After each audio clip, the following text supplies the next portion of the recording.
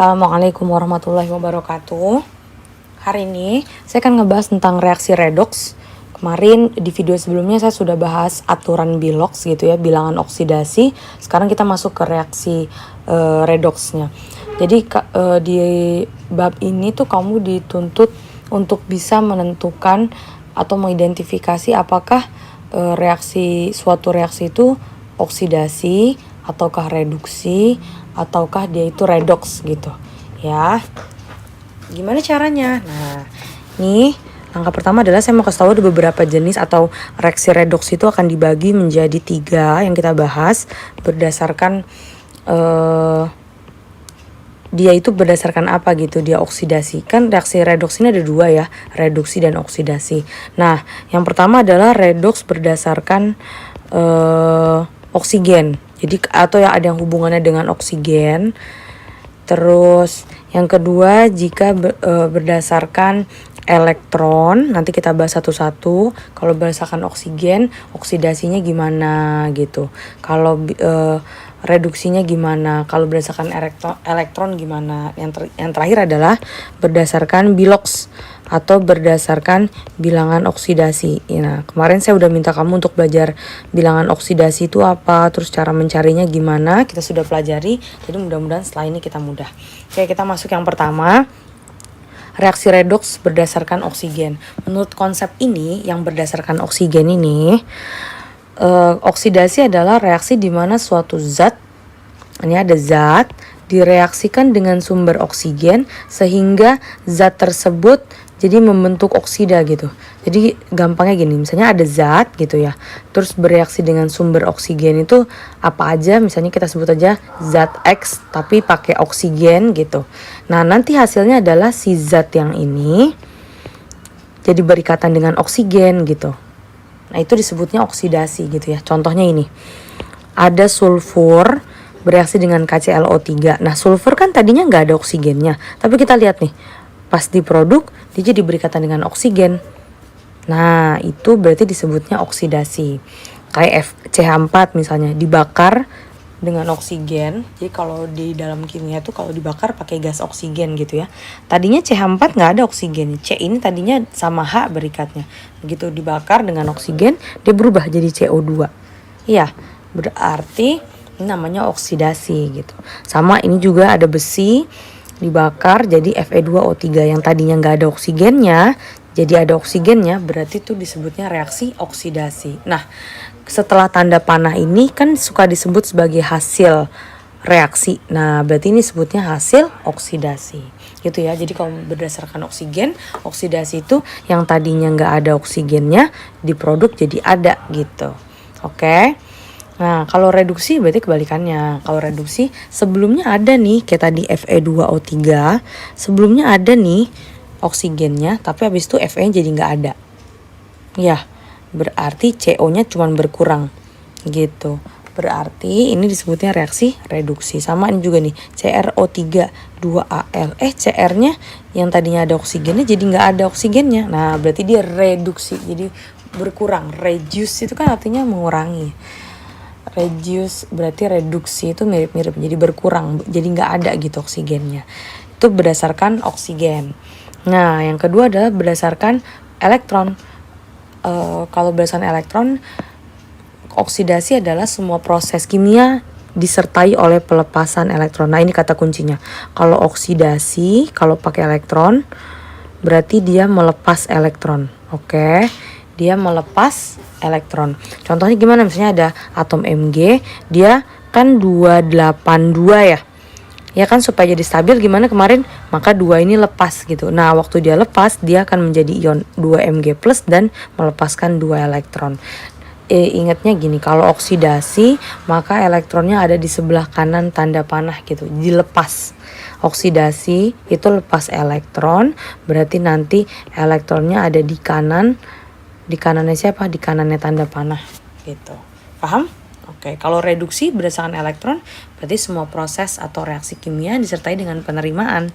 Jadi kalau misalnya oksidasi melepas berarti reduksi adalah menerima. Jadi ini reduksi berarti dia menerima elektron. Nah, Contohnya gini, misalnya ada atom klorin, dia kan nomor atomnya 287 gitu ya. Butuh berapa elektron supaya jadi stabil? 1 kan. Nah, dia akan menangkap atau menerima elektron nih. Berarti dia disebutnya reduksi. Jadi kalau reduksi nanti akan ada elektron sebelum tanda panah gitu. Oke, ngapalinnya gitu aja, gampang ya. Lanjut.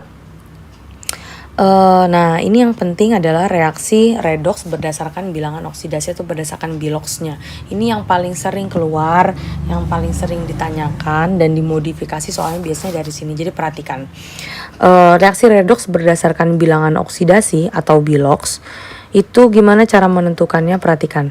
Kalau yang namanya oksidasi, yang biloksnya naik, kenaikan bilangan oksidasi. Jadi saya tulis di sini oksidasi. Sini biloksnya naik. Oke, nih rumusnya. Kalau oksidasi biloksnya naik. Contoh misalnya gini, C di sini. Biloksnya berapa? Ya, tahu dari mana Bu Irka? Catatan kemarin waktu kita belajar tentang aturan redoks. Coba saya keluarin, bisa nggak ya? Ini aturan biloks. Nah, ini dia. Ini kayaknya nggak bisa dicoret sebelah kirinya. Oh, ini saya kecilin aja. Nah, gini. Bisa lebih kecil. Oke. Jadi nih liatin aturan nomor 1. Bilangan oksidasi atom unsur bebas sama dengan 0. Unsur bebas itu apa? Unsur bebas itu yang sendiri gitu kan. Kemarin saya bilang contohnya Fe sendirian, misalnya ada C sendirian, Cu sendirian, atau yang bentuknya diatomik. Diatomik itu gimana? Berarti kayak Cl2, O2 gitu ya. N2, H2. Nah, yang 2 gini berarti termasuk dalam unsur bebas yang biloksnya adalah sama dengan 0. Berarti ini saya tulis nih, ini biloksnya 0. Terus kalau kita udah cek C sebelah kiri, maka kita cek C di sebelah kanan gitu. C di sebelah sini berapa? Nah, perhatikan. Oksigen itu berapa biloksnya? Ada nggak dalam aturan biloks oksigen? Nih, ada nomor 6. Lihat nih, nomor 6. Tuh, nomor 6 biloks O dalam senyawa adalah -2. Oke, dalam senyawa -2. Ini dalam senyawa yang berikatan dengan non-logam. Ini C itu kan non-logam karena golongan 4 ya. Maka O-nya gini berarti muatannya -2. Berarti kalau muatan -2, biloksnya juga -2. -2 kali -2 berapa? Karena dia ada 2, -4. Oh, berarti ini -4. Ingat dalam senyawa itu netral. Berarti kalau O-nya itu -4, berarti C-nya pasti +4. Pinter. Nah, dari O ke 4 naik atau turun? Naik ya. Dari 0 ke 4 itu berarti naik. Maka kalau naik biloksnya disebutnya oksidasi. Sampai sini paham? Ngerti? Oke, contoh soal yang lain. Saya punya SO2 ditambah oksigen atau dibakar menjadi SO3. Berapa nih? Apakah reaksi ini oksidasi? Iya. Bu Erika tuh ada di judul bilangan oksidasi. Sini aja dulu oksidasi. Enggak ya, cara ngeceknya gimana? Hitung biloksnya dulu. S biloksnya berapa? Lihatnya dari mana? Ingat O adalah atom yang ada dalam aturan. Berarti dia sudah punya ketentuan sendiri. Tadi O berapa biloksnya? -2. -2 kali 2 berapa? -4. Nah, karena dia senyawa yang netral, saya udah pernah bilang kalau senyawa netral berarti nggak ada muatannya. Berarti S-nya sama dengan +4 gitu. Terus S yang di sini berapa? Biloksnya. O yang di sini berapa? Ini kan -2 karena dia ada 3, jadi -2 kali 3 berarti berapa? -6. Ingat dalam senyawa itu netral. Kalau yang temennya udah minus berarti sebelahnya pasti plus. Plus berapa? Ya +6 supaya netral gitu ya. Jadi ini +6, ini +4. 4 ke 6 naik atau turun? Naik. Oke, kalau naik berarti dia oksidasi. Sampai sini paham? Oke, one more. Nah, saya punya reaksi FeSO4 2-. Hasilnya adalah Fe3+ tambah SO2-. Fe di sini berapa? Nah, ini pakai aturan yang mana kira-kira? Ingat Fe-nya sendiri. Kalau sendiri berarti biloksnya sama dengan 0. Kalau kita sudah cek sebelah kiri, kita cek sebelah kanan. Fe di sini berapa? 3+. Nah, kalau Fe3+ berarti biloksnya berapa? Ini ada di sini di aturannya yang nomor 7. Perhatikan. Ada di nomor 7 bilang apa tuh dia? Bilangan oksidasi ion monoatom sama dengan muatan ionnya. Ini mono enggak? Mono, karena kalau 2 namanya di gitu ya. Ini monoatom karena Fe doang. Muatannya itu sama, biloxnya itu sama dengan muatannya. Karena muatannya sini plus 3 udah ditulis, berarti nanti dia biloxnya plus 3. Jadi dari 0 ke plus 3 naik atau turun? Naik. Maka reaksi ini disebut dengan reaksi oksidasi. Paham? Oke, selanjutnya ini adalah reaksi reduksi. Kalau reduksi yang perlu kamu ingat adalah penurunan bilangan oksidasi. Jadi biloxnya turun. Saya tulis biloxnya turun. Nah, gimana cara ngerjainnya? Coba kamu lihat Cl di sini biloxnya berapa? Ingat dia masuk ke aturan mana? Unsur bebas. Kenapa? Karena dia bentuknya diatomik dan gak ada teman lain. Berarti Bu Erika kalau saya punya misalnya MgCl2, Cl2 di sini diatomik dong? Enggak. Kalau diatomik itu dia berdiri sendiri, Cl2 dah gitu doang. N2 dah kayak tadi O2 ya itu namanya diatomik gitu ya. Berarti biloxnya dia sama dengan 0. Kalau kita sudah cek Cl di sebelah kiri, kita cek Cl di sebelah kanan. Cl di sini berapa? Ya ada muatannya itu berapa? Minus 1. Berarti ini minus 1. 0 ke minus 1 naik atau turun? Turun. Maka disebutnya reaksi reduksi. Gitu. Paham? Lanjut. Saya punya CuO. CuO ini tembaga oksida. Cu berapa biloxnya? Nggak tahu Bu, iya saya juga nggak tahu. Nah tapi kita punya oksigen yang dia itu ada dalam aturan. Oksigen tadi berapa biloxnya? Minus 2. Karena dia cuma 1 berarti minus 2 kali 1. Berarti kalau O nya minus 2 berarti Cu nya pasti plus 2. Kenapa gitu Bu? Karena harus netral tadi gitu ya. Oke, kalau kita udah cek Cu sebelah kiri, kita cek Cu sebelah kanan. Cu nya sendirian nih, berarti biloxnya berapa? 0. Oke, 0 kan? Berarti dari 2 ke 0 turun atau naik? Turun. Berarti disebutnya reaksi reduksi. Gitu. Sampai sini paham? Satu lagi. Ada yang namanya PbO2. Pb ditambah O. Pb-nya berapa biloxnya? Gak tahu, tapi kita punya O yang kita tahu. Berarti minus 2 dikali 2. Berapa? Minus 4. Berarti kalau O-nya minus 4, maka Pb-nya pasti plus 4. Oke. Sebelah sini, ini sama-sama PbO nih. Cuma sebelah kiri PbO2, sebelah kanan PbO doang. Oke, O di sini berapa? Ada dalam aturan tadi O itu biloxnya sama dengan minus 2. Berarti kalau di sini minus 2, Pb pasti plus 2.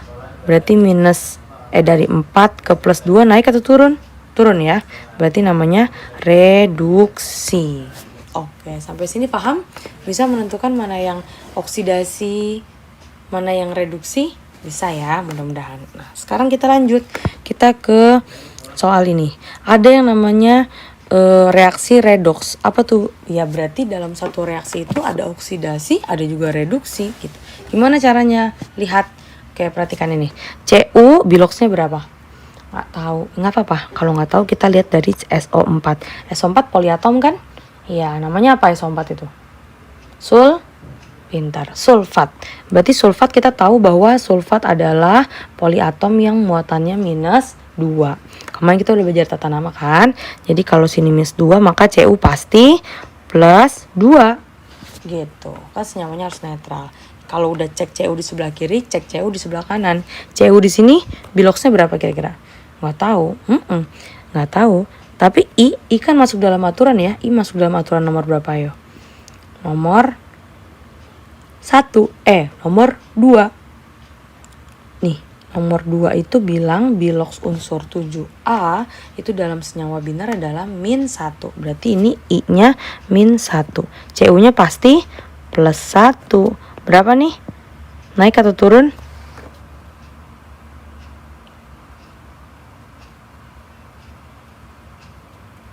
Gimana caranya? Ini berarti 2 ke 1 turun atau naik? Turun ya, berarti dia reduksi. Saya ganti, jangan disitu nulisnya. Halangin. Berarti dia reduksi. Nah, sekarang kita lihat lagi yang lain. SO4 udah ketahuan karena dia poliatom, berarti muatannya pasti -2. Biloxnya pasti -2. Sekarang K. K berapa? K itu muatannya +1. Kenapa? Karena di golongan 1A nih, ada dalam aturan nomor 3. Golongan 1A yang Lina kawin Ruby CS frustasi, ada K kan di situ, dia berarti muatannya +1. I-nya berapa? I-nya pasti -1. Berarti si I ini -1. Oke, di sini berapa I-nya? Kan kalau kita udah cek sebelah kiri, kita cek sebelah kanan. I-nya berapa di sebelah kanan? 0. Loh, kenapa 0? Karena dia unsur bebas. I2 itu berarti biloxnya 0. Berarti dari -1 ke 0. -1 ke 0. Saya ngelidul ya. Berapa? Naik atau turun? Naik ya, dari minus ke 0 berarti naik. Berarti kalau naik namanya oksidasi. Nah perhatikan, karena dalam satu reaksi ada yang reduksi, ada yang oksidasi. Saya mau pakai bling-bling. Ada yang reduksi, ada yang oksidasi, maka reaksi ini disebut reaksi redoks. Oke? Karena dalam satu reaksi ada reduksi, ada oksidasi secara lengkap, maka disebutnya redoks. Sampai sini paham? Ngerti ya? Saya kasih satu contoh lagi. Misalnya saya ada yang saya turunin dulu. Oke. Saya ambil contoh, masih kayaknya perlu turun lagi deh. Oke. Pun kids, kayaknya tadi saya sempat tidur deh, jadi ngelindur. Oke, contoh lain, misalnya yang atas tadi deh. Misalnya saya punya CuO tadi ditambah sama oksigen, hasilnya adalah CuO diurai. CuO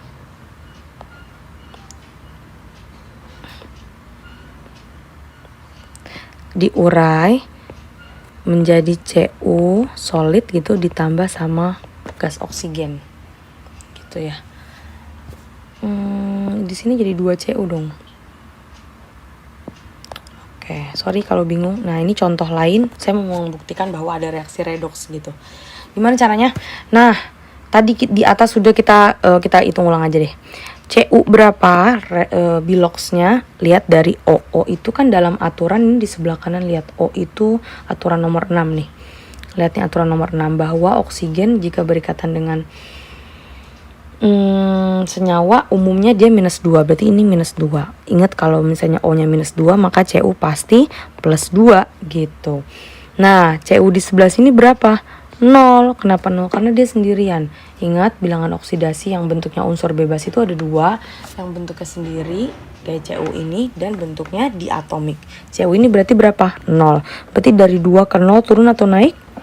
Turun. Maka disebutnya, karena dia turun, maka disebutnya jadi reaksi reduksi gitu. Oke, terus kita lanjut. Yang oksigen ini kan muatan biloxnya adalah -2 ya. Biloxnya ini -2. Berarti O yang di sini berapa? Ya -2 juga Bu Erika. Enggak, liatin dia bentuknya diatomik dan sendirian. Dia tidak terikat dengan yang lain. Misalnya gini, kamu ketemu misalnya ClO3 atau ClO2 misalnya. Berarti ini unsur bebas bukan? Bukan. Unsur bebas itu kalau begini nih, sendirian doang. N2 sendirian, H2 sendirian, itu baru disebutnya sebagai unsur bebas. Nah, oksigen ini unsur bebas, berarti biloxnya berapa kalau unsur bebas? Sama dengan 0. Dari -2 ke 0 naik atau turun? Naik ya. Dari minus ke 0 naik. Jadi karena dia naik, maka reaksi ini disebutnya sebagai reaksi oksidasi. Karena tadi saya bilang, karena di sini ada reduksi, ada oksidasi, maka reaksi ini disebut sebagai reaksi redoks. Gitu. Sampai sini paham? Oke, terus ada lagi namanya istilah oksidator dan reduktor. Apa tuh artinya? Coba kita lihat di sini. Oksidator adalah zat yang mengalami penurunan bilox, bilangan oksidasi. Yang mengalami penurunan bilangan oksidasi namanya apa? Reduksi. Oh, berarti ketuker. Kalau reduktor yang mengalami penambahan oksidasi, bilox. Yang mengalami penambahan bilox berarti oksidasi. Berarti saya tulisnya begini nih. Ya, sebentar. Saya turunin dulu. Saya turunin. Oke. Berarti yang namanya oksidasi, yang namanya oksidator itu yang mengalami reduksi. Jadi dia tukeran ya. Yang namanya reduktor itu yang mengalami oksidasi. Contoh. Lihat nih. Si yang atas saja. Nah, yang atas ini kan mengalami reduksi ya. Berarti disebutnya apa? Karena dia mengalami reduksi, maka ini disebutnya sebagai oksidator. Karena tadi dia bilang apa? Oksidator adalah zat yang mengalami penurunan biloks. Penurunan biloks itu reduksi. Berarti ini disebutnya oksidator. Nah, karena dia mengalami oksidasi, maka dia disebutnya reduktor. Paham? Gitu, ngerti ya? Oke, sampai sini dulu. Mudah-mudahan hari ini bermanfaat. Oh, ini saya kalau ada yang mau di screenshot boleh. Ini contoh soal yang redox. Oke. Terus kurang besar. Nih yang redox, ini contoh yang reduksi, ini contoh yang oksidasi. Oke, sampai sini dulu. Mudah-mudahan bermanfaat. Assalamualaikum warahmatullahi wabarakatuh.